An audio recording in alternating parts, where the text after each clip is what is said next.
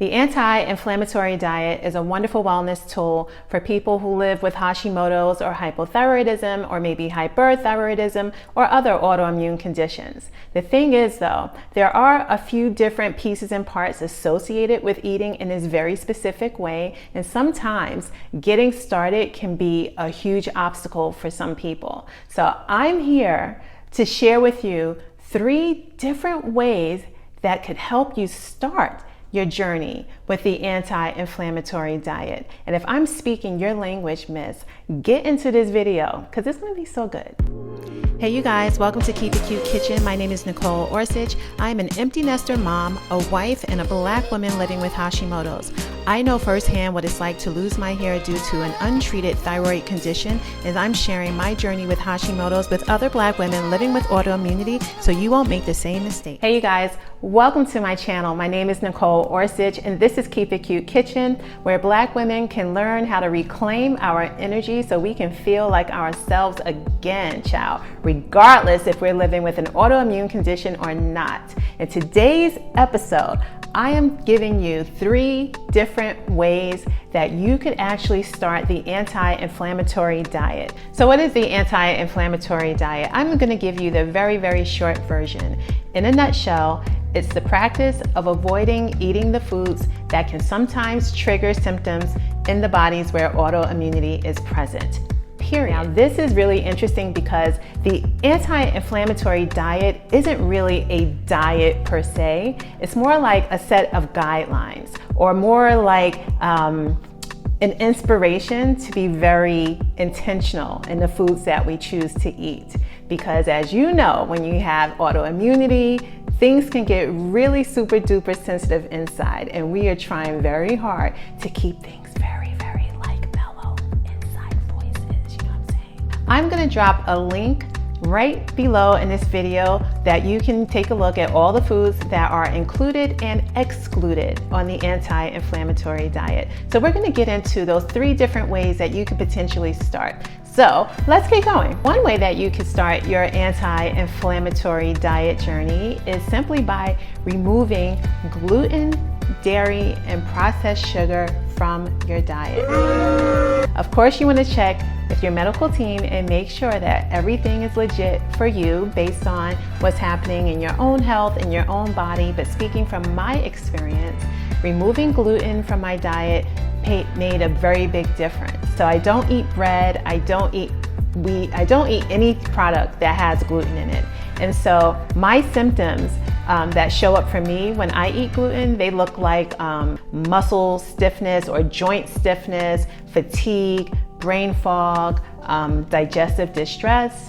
When I removed gluten from my diet, a lot of those symptoms just kind of chilled out. When we talk about dairy, dairy has lactose in it, and most people are lactose intolerant. And dairy also has casein in it, which is also a protein, and that can also trigger inflammation or symptoms in the bodies where autoimmunity is present. So if dairy is hard for you to let go of, there are so many non-dairy options out there, like nut milks, for example. But again, speak with your medical team and see what they think about it, because they may, support you in removing dairy from your diet. I am not a cheese person. I'm not really a milk person, so it wasn't a big deal for me. But again, everything is bio-individual, so what works for me may not work for you. So we're just gonna ask people and just make sure everything is copacetic. You know what I'm saying? When we talk about processed sugar, we're not talking about natural sugars. We're not talking about the sugar that is derived from bananas or coconut sugar or organic maple syrup or maybe even dates.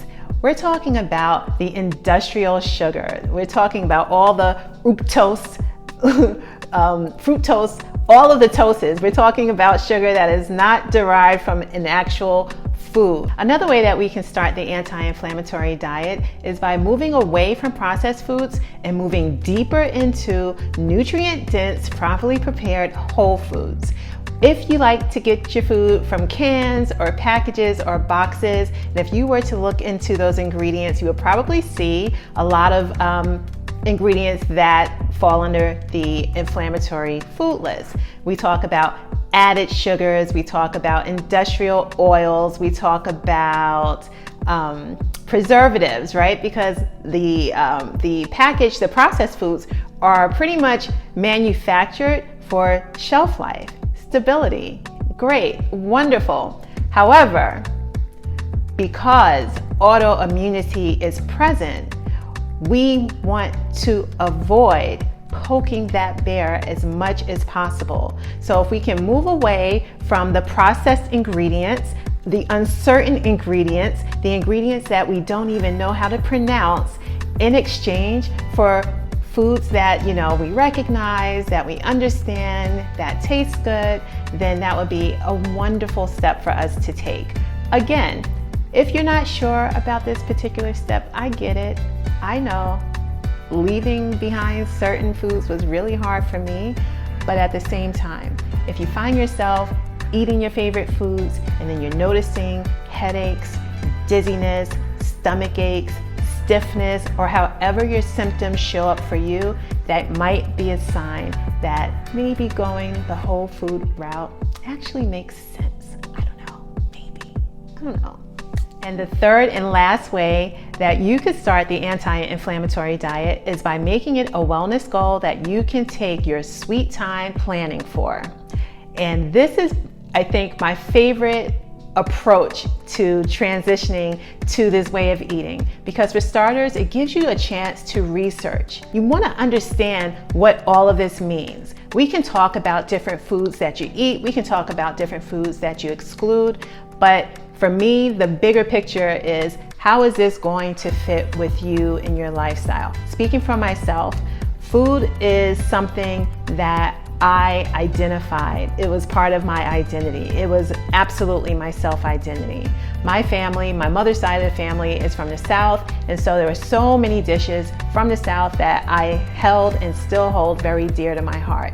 So when it was time for me to change the way that I ate, it was a struggle because I felt like I was losing a part of myself, and I really didn't want to do that. So I took my time in figuring it out.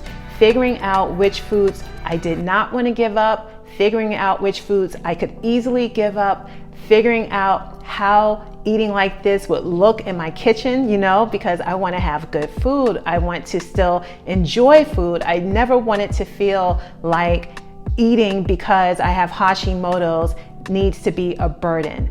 I personally need to have a sense of freedom in the foods that I eat. And so if you were to set this as a wellness goal, now the whole energy about, you know, pursuing this new eating lifestyle becomes something like self-care for you. It becomes, you know, an act of wellness for you. It's not like, oh, you must do this, life's over, you know, no more fun for you. That's not going to work for us. And having an autoimmune condition is effing enough unto itself. So adding on this extra stress of how to eat, not to eat, what to eat, when to eat, where to eat, all of that, for me, it just doesn't add on to my quality of life.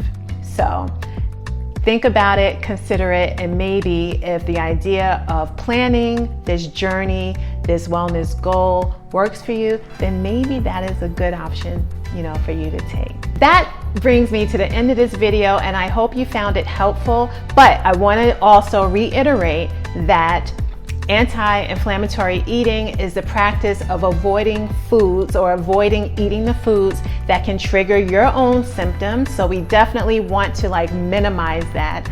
And we also want to speak with our healthcare team and talk about it, ask questions, and get their ideas, their input on their thoughts of, you know, what you should eat or not eat. And maybe they can put you in touch with a dietitian or a nutritionist so you can maybe have a plan created for you.